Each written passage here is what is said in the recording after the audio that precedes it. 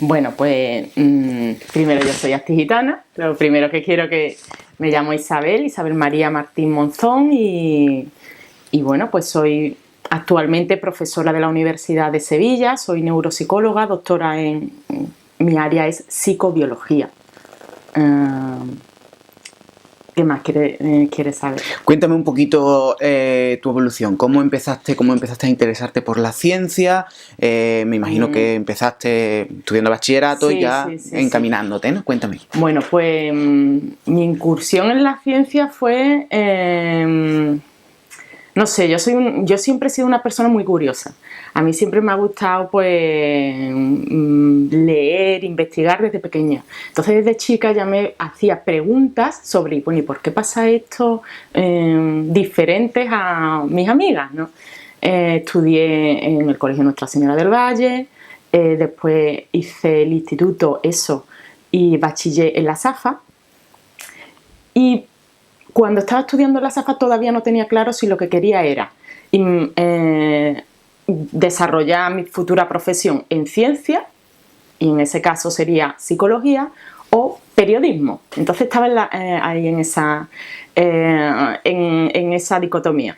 Al final, como me gustaban los dos, al final en selectividad, bueno, opté por primera opción psicología. Por la nota, pues tuve realmente una buena carrera, siempre he sido una persona muy responsable, total, que por las notas pues tuve opción a psicología y nada, y llegué a psicología y dentro ya de la psicología, en primero pues me di cuenta que eso era lo mío. Dentro de la psicología están diferentes ramas y me gustó mucho la psicobiología, preguntarme por qué las personas se comportan de determinada manera y cuál es su base biológica. Si se puede modificar, yo qué sé, por ejemplo, en pacientes con Alzheimer, si podemos mejorar o evitar el deterioro cognitivo. Todo eso, como son preguntas muy actuales, pues a mí lo que me hacen es investigar sobre base neural del aprendizaje y la memoria. Entonces, pues nada, estudié toda la carrera de psicología, hubo profesores que necesitaban alumnos para participar en sus experimentos durante la carrera y entonces pues yo me presenté como alumna interna. Y ahí empecé en el laboratorio de psicobiología del cual hoy en día soy una de las integrantes. Empecé como alumna interna. Terminé la carrera y fui premio extraordinario de psicología. Al ser la mejor nota de la carrera, pues conseguí una muy buena beca que se denomina beca de formación de profesorado universitario, que la daba el Ministerio de Educación y Ciencia. Y nada, con esa beca tenía opción a, durante 4 años, investigar sobre las bases neurobiológicas del aprendizaje y la memoria, cobrando un sueldo digno y a la vez me formaban como profesora. Entonces tuve opción de dar algunas horas ya con 25 años en la universidad y fue como empecé a darme cuenta que eso era lo mío. También empecé 2 máster a la vez, un máster de neurociencia y un máster de neuropsicología. Hice prácticas en los hospitales Virgen del Rocío, Virgen Macarena, así son los comienzos fueron, hasta que me formé como neuropsicóloga, a la vez que hice mi investigación en mi tesis y me doctoré a los 29 años. Conseguí una plaza de profesora en la universidad y he ido superando escalones, porque en la universidad empiezas muy bajito, pero poco a poco hasta que llegas a titular y nada, y hoy en día pues nada, soy miembro de allí, profesora, docente, investigadora de la Universidad de Sevilla. Así ha sido más o menos mi carrera. Háblanos un poquito de tu vida personal. ¿Estás casada? ¿Tienes hijos? Estoy soltera, sin hijos, pero porque claro, a veces es difícil de compaginar, o sea, porque pienso en mis compañeras que son madres y realmente dedicar las horas que se dedican a la investigación es muy complicado si tienes una familia detrás. si tiene, yo tengo compañeras que tienen 3 niños y muchas veces, bueno, pues es difícil. Yo en mi caso, bueno, actualmente no tengo pareja y no tengo hijos. Tengo un sobrino precioso, pero puedo tener una vida más libre y desarrollar mi vida, bueno, pues entre la docencia, la investigación, los pacientes y mi ocio. Vengo mucho a Écija a ver a todas mis amigas porque tengo todavía mis amigas de la infancia y me encanta venir aquí. Y también, bueno, pues viajo mucho al extranjero porque durante mi formación también he tenido la suerte de hacer prácticas y participar en proyectos de investigación en el extranjero, y entonces tengo muchos amigos en Ámsterdam, en Londres, en Estados Unidos. Isabel, cuéntanos cómo es tu día a día en la universidad. Pues mira, teóricamente se supone que 8 horas de trabajo. Prácticamente puedo estar 10, 12 horas perfectamente. Entonces, de lunes a viernes, bueno, pues entro a la facultad, dependiendo de si tengo clases a las 8:30 o no, pues entro a las 8 o a las 9 si no tengo ese día clase. Y nada, pues entro al laboratorio de psicobiología. Allí tenemos un laboratorio donde trabajamos bueno, pues con datos de pacientes que hemos atendido en los hospitales, o también se hacen trabajos de investigación más básica con animales. Y nada, tutorizo a mis alumnos, que si tienen dudas pues me van preguntando: mira, Isabel, con este experimento, ¿qué podemos hacer? Pues esa es la primera parte del día, normalmente siempre los tutorizo y después me voy a clase. Al mediodía pues almorzamos todos en un laboratorio, le llamamos laboratorio de ideas, porque realmente es un sitio donde se almuerza o se toma café, pero es para unirnos, tanto los estudiantes como los profesores, para tener un sitio de relax mientras la mitad de la jornada, y podemos hablar de cómo poder mejorar X problemas que tenemos durante esa semana. Y por la tarde normalmente me dedico a escribir artículos de investigación, ver datos, o atiendo pacientes dependiendo del día. Los viernes suelen ser días más de reuniones, y sábados y domingos dependiendo de, a lo mejor tengo que ir al laboratorio a supervisar algún estudio, porque en ciencia no hay sábados ni domingos. Cuéntame un poquito, Isabel, de cómo es ser mujer y estar en un campo de ciencia. Yo sé que la psicología quizás es bastante más ligada a la mujer, pero sí es verdad que el campo de la ciencia es mayoritariamente de hombres, sí, en muchas ocasiones. ¿Cómo te encuentras en ese ambiente, siendo mujer, en un ambiente más masculino? Hombre, realmente me encuentro pienso que se puede mejorar muchísimo, porque en psicología es cierto de que hay una mayor parte de más mujeres que hombres, pero mi rama en concreto, que es la psicobiología, es como una mezcla entre las disciplinas de ciencias biomédicas y psicología, biología y psicología. Y en biología sí hay muchos más varones que mujeres. Entonces, en concreto, en mi área hay muchos más varones que mujeres, no es como psicología clínica o psicología evolutiva. Y volviendo a lo mismo, las horas que se dedican tanto a la investigación, sobre todo a la investigación, los varones normalmente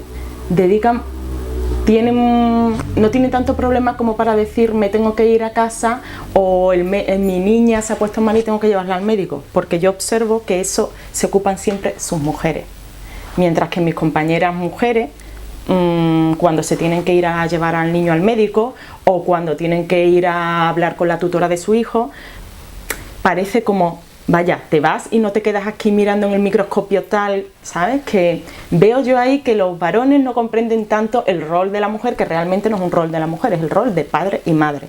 Entonces veo ahí que hay una gran diferencia que todavía debemos de salvar. La función del hombre y la mujer en ciencia es bastante... yo estoy en la Universidad de Sevilla también luchando para que eso desaparezca.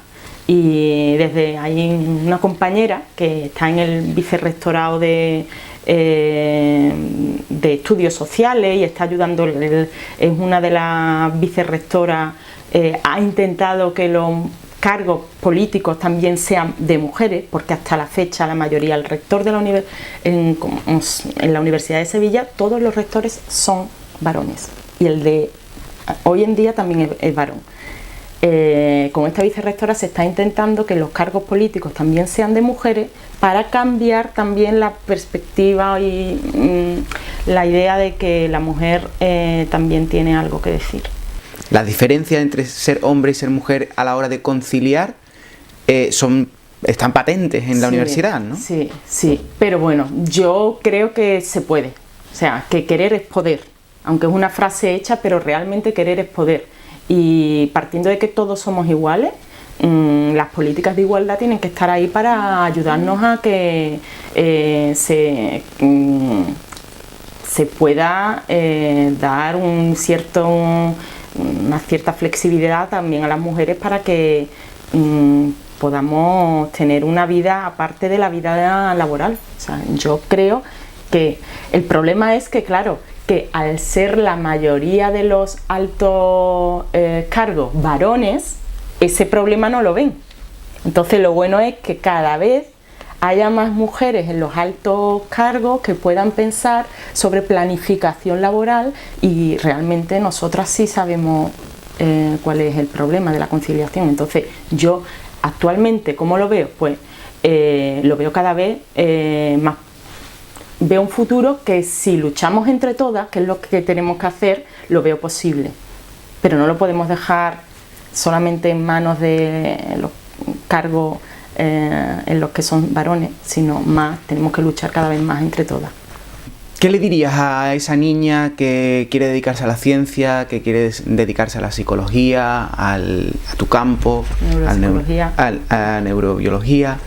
¿Qué le dirías para animarla, para alentarla a estudiarlo? Bueno, pues que es un campo muy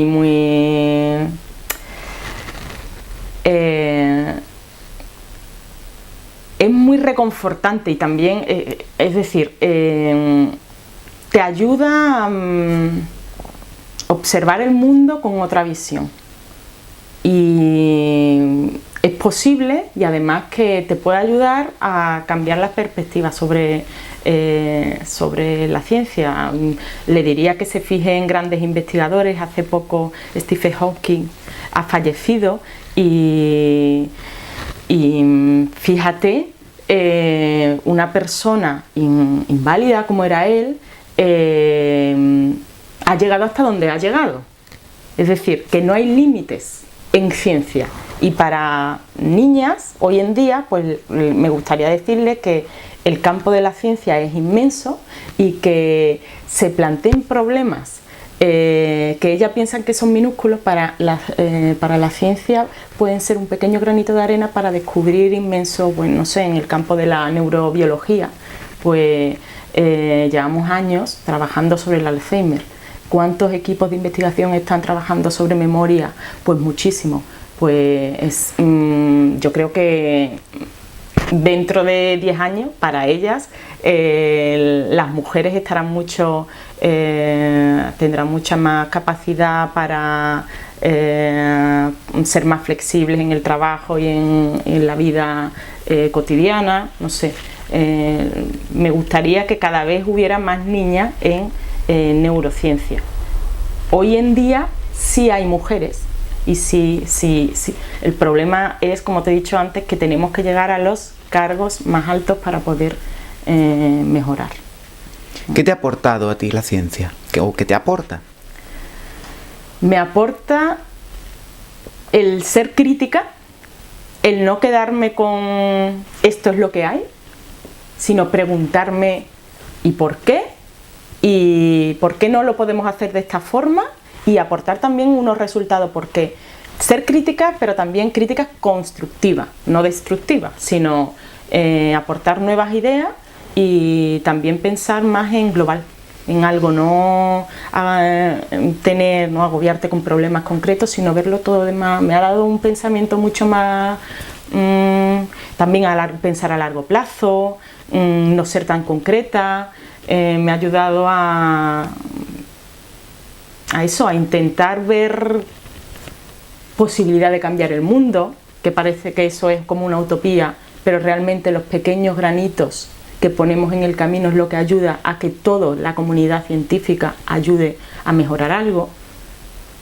Me ha ayudado creo, a ser mejor persona realmente, a no ser, por ejemplo, con este mundo del capitalismo tan consumista, tan capitalista, porque en ciencia, si estuviéramos hablando de dinero, tenemos muchos problemas para que nos financien, muchísimos. Si no fuera porque nos gusta la ciencia, aquí en ciencia nadie se hace rico, pero nos hacemos ricos de espíritu y de comprender el cuerpo humano o comprender otros aspectos. O sea que me ha aportado a ser, creo que, mejor persona y a poder llevar mi pasión a eso, tanto a mis amigos como a mis estudiantes, como a mis pacientes.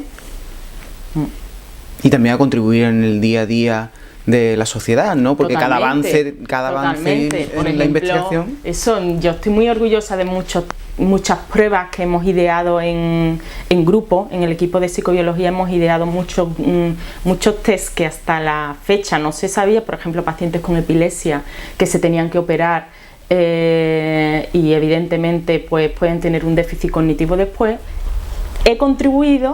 Tengo la suerte de haber contribuido a diseñar test para que se pueda conocer qué es lo que ocurre si tú lesionas un área cerebral en ese paciente antes de que se haga la operación. Es decir, mejoro la calidad de vida de ese paciente, evito que tenga afasia, problemas de lenguaje, o evito que tenga un déficit de memoria a largo plazo. Si le hago ese test, que se denomina test de WADA, antes de que se opere, y luego, no sé, datos sobre técnicas de rehabilitación neuropsicológica que veo que son buenas y que luego los pacientes vienen y te dicen: Isabel, gracias porque sin tu ayuda. Entonces todo eso estoy aportando un poquito de estrategias neuropsicológicas que pueden ayudar a mejorar cognitivamente a los pacientes. Y dentro del campo, ya que tenemos una experta dentro del campo de la neurobiología, estás estudiando biología y estás estudiando también el cerebro. Sí. ¿Qué diferencias hay entre el cerebro de un hombre y el cerebro de una mujer? En tu campo. Sí. No sé exactamente si es el cerebro, ¿verdad? Sí. Campo de la neurobiología, entre una mujer y un hombre, ¿qué diferencias observamos?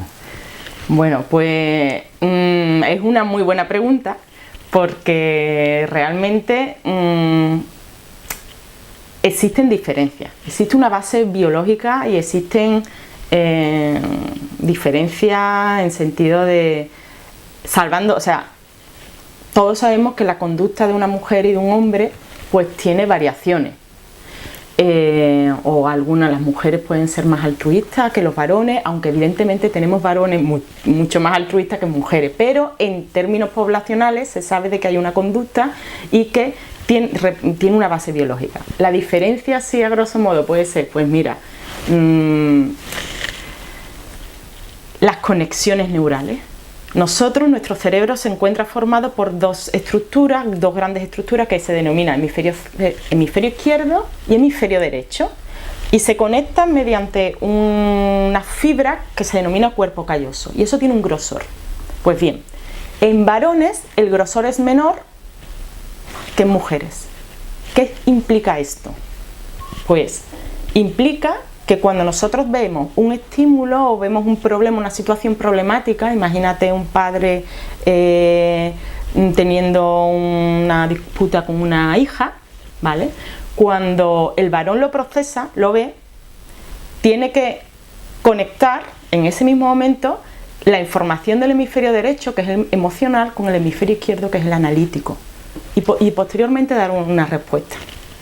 Pues bien, cuando la persona que lo ve, el problema del padre y la hija, es varón, tarda un poco más en milisegundos hablo. Y también el aspecto de las emociones tarda más en aparecer, es decir, puede ser que sea más impulsivo, ¿vale? Y luego posteriormente razonar, bueno, ¿y qué puedo hacer ante esta pelea? La mujer, sin embargo, al tener el cuerpo calloso, los axones, tiene muchos más millones de axones entre hemisferio derecho y hemisferio izquierdo, ¿qué es lo que hace? Pues realmente ve la emoción, ve realmente qué es lo que ocurre ahí, de una forma mucho más rápida, infinitamente mucho más rápida, por tanto puede aportar con un gesto de un abrazo, ¿vale? Por eso hay mujeres que se pueden denominar más sensibles que otras. ¿Qué pasa en los varones que son más sensibles? Probablemente tengan un cuerpo calloso más ancho, porque es que realmente cada cerebro es un mundo. No se puede hablar de varones, mujeres y todos somos diferentes, sino que dependiendo de... Entonces eso sería un ejemplo de una diferencia, aunque hay muchísimas más, ¿eh? Pero me ha encantado la diferencia, porque no todo es... digamos que la sociedad está construida en base a hombres y mujeres, sino que también hay una base biológica. Hay una base biológica. Isabel, ¿algo más que nos quieras contar? Pues bueno, que luchen, que alcen la voz porque yo creo que en los últimos años estamos consiguiendo cada vez más, si nos unimos, las mujeres, estamos consiguiendo cada vez más que se nos valore más en ciencia, por ejemplo. Entonces, las mujeres que les guste la investigación,